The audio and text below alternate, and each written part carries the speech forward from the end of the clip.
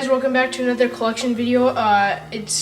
Today we're going to be covering the original Xbox collection that we have. As you probably saw, we already covered our Xbox 360 collection. That ended up in two parts. This is probably going to end up the same way.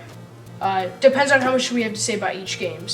Yeah, so as you guys can see, there's a lot of games here, but quite a few of them we haven't gotten around to playing yet, so probably a lot of them are just going to be, we have this, so, but let's get into it and try and go as fast as we can. Oh, just for clarification, this is my stack, both of these are Kyle's, so yeah, there, that's a visual for you. Okay, so the first game on my stack is Pac-Man World 2. I always thought that the Pac-Man games on the Xbox weren't nearly as both nostalgic or as good as the original arcade version, although this does delve into the 3D style of Pac-Man. So I mean, for a Pac-Man game, it's pretty good. I guess they executed the 3D pretty well.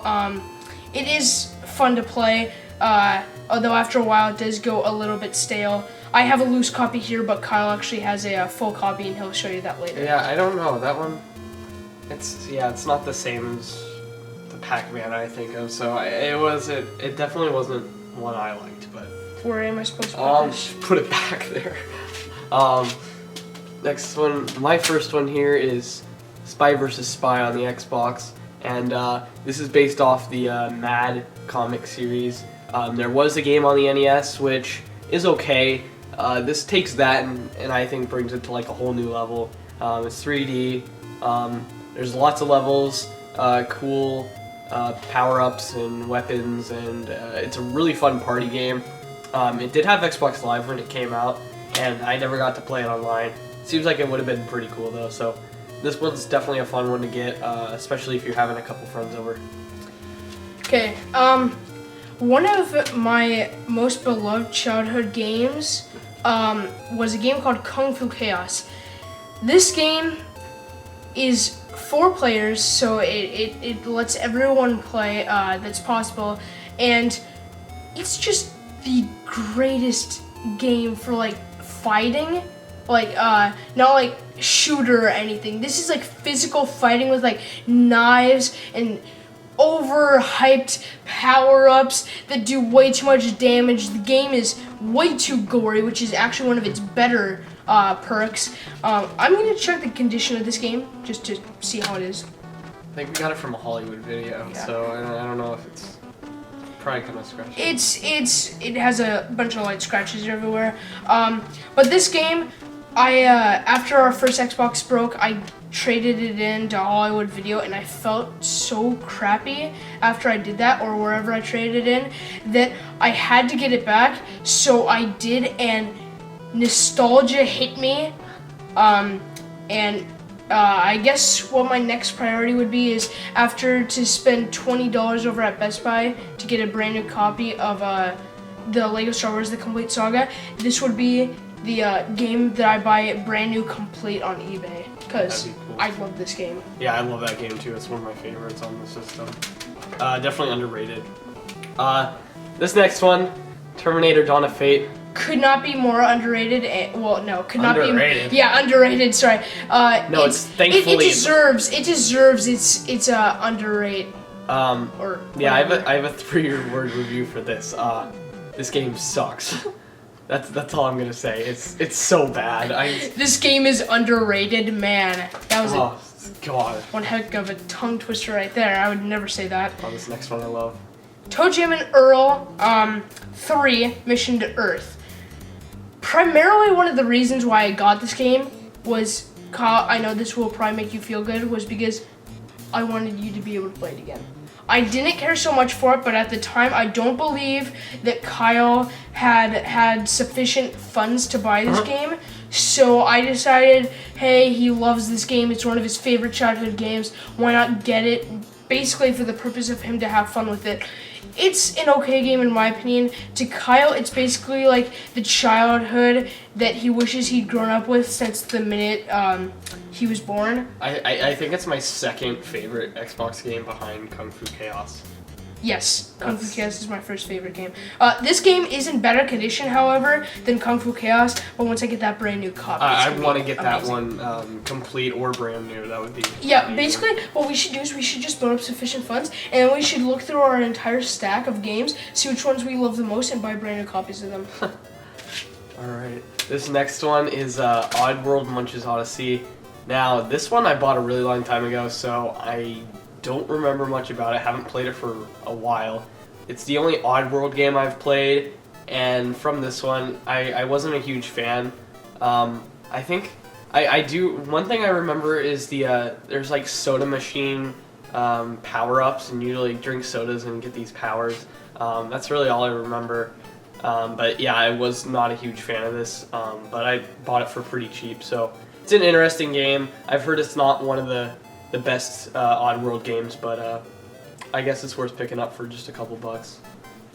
Alright, I'm gonna let Kyle do Road Rage here, just so that we can finish up with loose games. Yeah, okay. And then this one is Simpsons Road Rage. And the Simpsons games on the original Xbox, PS2, GameCube, like these were like some of the, well, this and Hit and Run, which I'll talk about later, are some of my favorite Simpsons games ever. I mean, they were really good, really fun, great driving mechanics, just super fun. And I love this one. It's like an arcade style. It's kind of like Crazy Taxi. Well, it's basically a rip-off of Crazy Taxi, but it has Simpsons characters and Simpsons locations, and really fun. Isn't this the one you did the review on? Yes. Well, and now, guys, I gotta just add this in here. Now I gotta say that this game has a bit of value to the channel alone, for first of all being an inside joke for the song All By Myself. I would show you a little more footage, but sadly I have no one else to play with.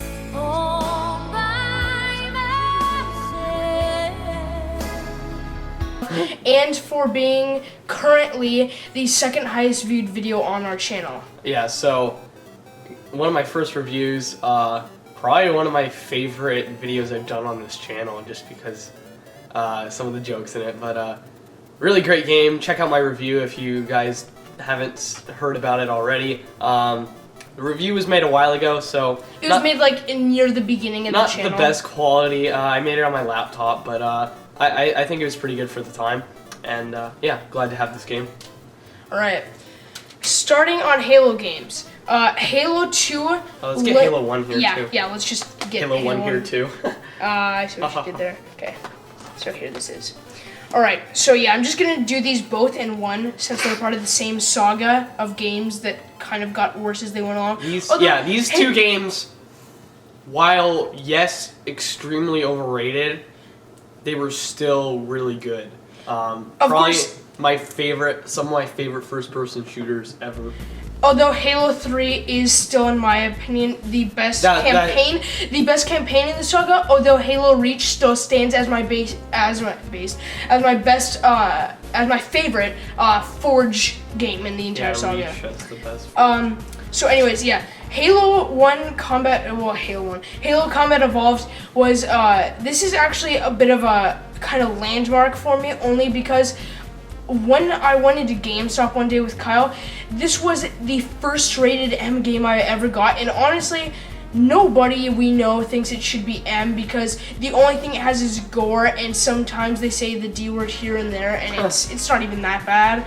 Maybe sometimes the H word, but other than that, I mean, okay. So yeah, anyways, my first rated M game.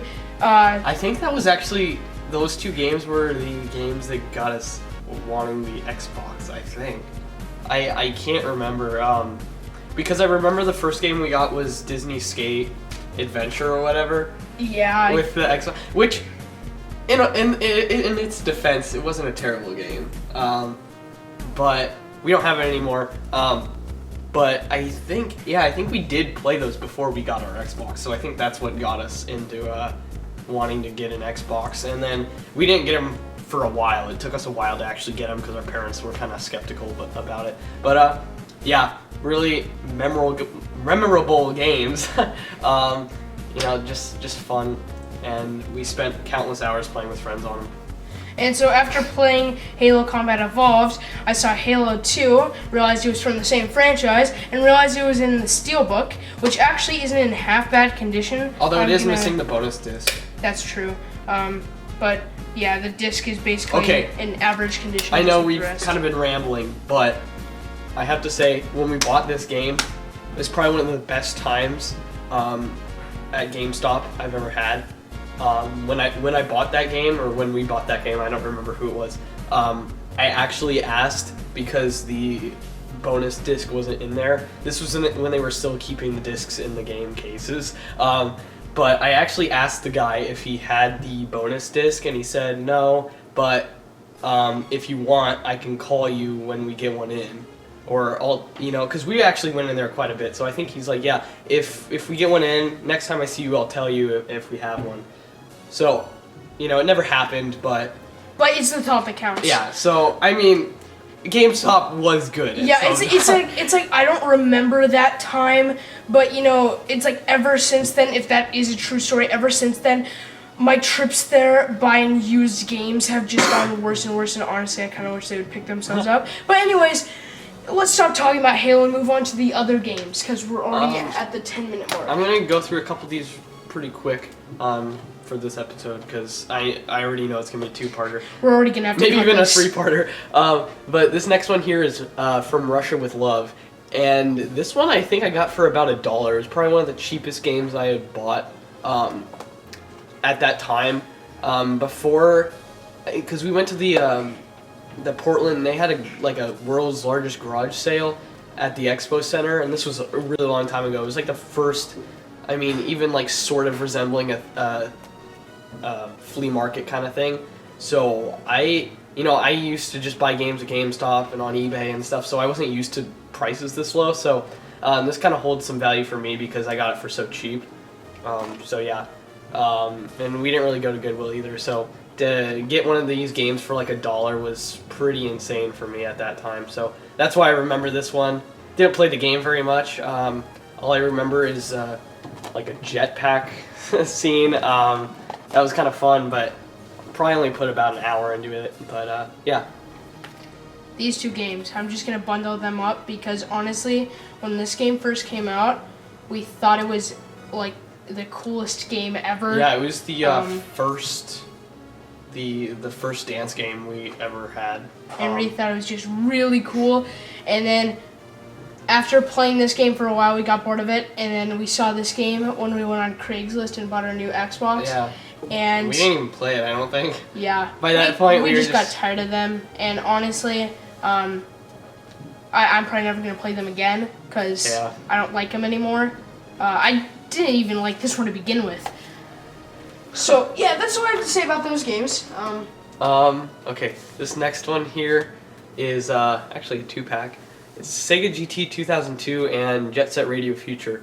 Now, this one was actually one I remember playing before I think we had our Xbox. I don't remember where it was, but because this game was so common, I think it came with a lot of the Xboxes, this bundle here. Yeah, because it's not for resale, so I'm assuming it came with a lot of the Xboxes.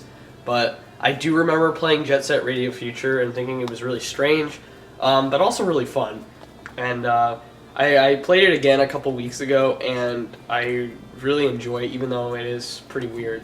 I haven't played Jet Grind Radio on the Dreamcast, which is the first one in the series. This is a sequel to it, but I do like this game. And then Sega GT 2002. This one I've probably given like 10 minutes max. Just kind of a crappy racing game. It came out in 2002. There's really nothing special about it.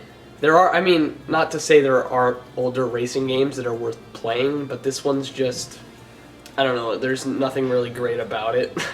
But, this pack goes for like $1. And actually, though, it was one of the first games I saw that had 2 games on the same disc, so that's interesting.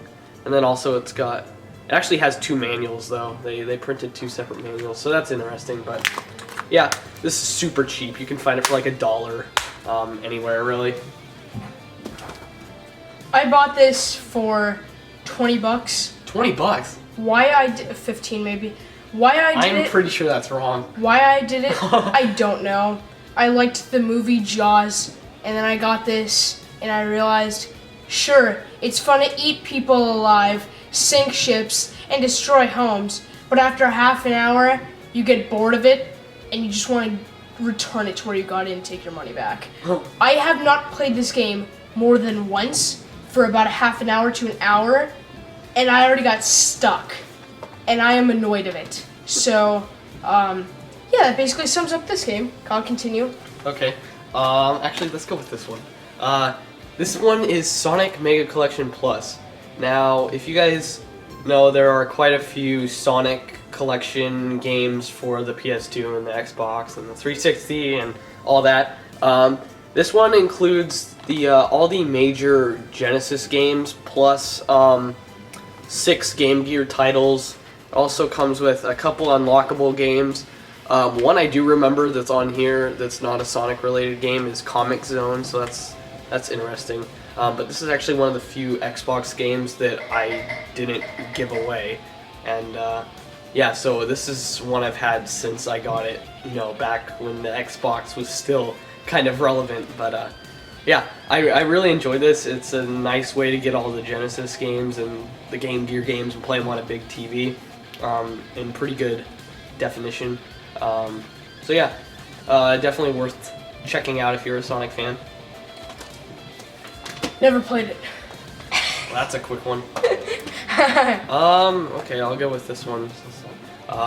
Indiana Jones and the Emperor's Tomb. Now this one, I probably gave about a half an hour of effort into it, and really, it reminded me of Tomb Raider. Just kind of an adventure game. Obviously, it's Indiana Jones, but I didn't really enjoy it that much. I got in a lot of 4 games for I think $5, so really, it wasn't a huge loss or anything. No way. But yeah, it's not that great. I think that picture of Harrison Ford's face was actually taken off the cover of The Last Crusade. Probably was. All right, this game, I can understand why people would think it's good, but I think they gave it too much hype on calling it within the top 5 best games on the original Xbox. The fighting mechanics, they don't make sense exactly. This game, for me, the fighting mechanics was the thing that ruined it for me because they're kind of hard to get by. It's basically one of those stand in place and choose your attack, kind of like Pokemon type things. It's turn-based. Yeah, I can't get past the fighting mechanics. That's all I have to say about it. I mean, I'm sure it's a good game all around when you start to really get into it, but the fighting mechanics just killed it right off the bat for me. So that was an issue. All right. Well, 2 other games I got in that bundle of 4. I don't remember which one the last one is. I'll probably remember it when I see it. But I got this in the 4-pack with Indiana Jones, and these 2 I haven't played yet. So yeah, have them both. They must be pretty dirt cheap because I got them in that lot. But yeah, I haven't played them. Destroy All Humans. Another childhood game. You basically play as this guy named what's his name again? Oh, something starting with a Z. Oh. Ugh. Okay, you could spend forever trying to figure it out. Let's just move on. It's not going to be on the back. I don't see it. All right. Well, anyways, whatever his name is, you get to play as this alien guy who can actually manipulate other people into thinking like after he's killed them, he can take their image and walk around looking like them, and then he can just start killing people. He can fly around in his UFO and break everything. This is one of the games I like because almost everything in this game is destructible. Yeah. Especially for the time, it's pretty impressive. So anyways, great game, childhood game. I love it. I like the 50s setting too. That's Yeah. pretty sweet. This next one is Mafia. Now, I bought this thinking it would be as great as Mafia 2, which if you guys have been watching the channel long enough, I know I've said this before, but Mafia 2 is my favorite game of all time, or at least of the 360 generation. Wow. But it's definitely up there. That's a statement. I'm just saying, I've spent so many hours on that game. That's a whole nother story. But I bought this one thinking that it would be just as great as the second one, and it's so bad. And I know it was developed for the PC and just kind of ported over last minute for the Xbox and I think the PS2. But it's so bad. The controls are awful. The story seems kind of cool, but definitely not as interesting as the second one. The thing is, it's also set in the 30s, so basically the only car is the Model T. You know, it's just so much worse than the second one, and I'm betting even on the PC it probably doesn't stand in comparison to the second one. So I got it for pretty cheap, like $5. But yeah, if you guys look on the back here, there's a sticker for I don't know where they sold this, but it says $39.99, and I feel sorry for anyone who paid that much for this. Definitely go check out the second one, but not this one. iNinja, the last game one's in my fun. pile, Underrated. was another one of my childhood games that was very underrated. This game is actually a blast to play. I don't understand anybody who would reject wanting to play this game because honestly, it is so addictive to get up in those belts. And I don't know, it's like the gameplay mechanics. Sure, it's a button masher, and the gameplay can get pretty redundant, but whenever one of those boss battles comes around, it just like totally changes the gameplay. Whether you're fighting a robot or you're fighting a giant fish, either way, it doesn't really let down. I never made it to the end of the game. I think I might someday. I haven't invested that much time in it, maybe like 2 hours or something like that, but it's a good game, so if you see it for like... If you see it for even $10, yeah, buy it. If you see it for $20, make sure it's in good condition, then I would still at least consider it. Alright, these next two I bought a really long time ago, which is why I'm kind of embarrassed to say that I still haven't played them yet. But these are Grabbed by the Ghoulies and Dr. Muto. I've heard good things about Dr. Muto, so for $2.99, that was definitely a good one to pick up. I still haven't played it though. And then Grabbed by the Ghoulies is actually one I rented from Hollywood Video when I was a kid, and I remember playing it. I don't remember what the game was like though. I do remember having some fun with it. So for $9.99, I thought I'll pick it up for some nostalgia maybe. But I've heard the game really isn't that great, so we'll see. You can go ahead and talk about Grand Theft Auto 3. I don't know if you've played it, have you? I haven't. Oh, well, okay. But I have played GTA 5. This is Grand Theft Auto 3, obviously. And, guys, if I'm assuming most of you have not played this, and if you have, you probably know it's not as good as the newer titles in the series. So I wouldn't recommend playing this. The story is kind of fascinating, but the graphics do not hold up well, even for original Xbox graphics. They just looked washed out, and you know, it seems to be the same with a lot of the Grand Theft Auto games. Like, I was trying to play Vice City a little while ago, and I couldn't because the graphics were, for some reason, really washed out, so I don't know why. But yeah, I definitely recommend going with newer installments in the series, because yeah, this one, the graphics sadly don't hold up too well.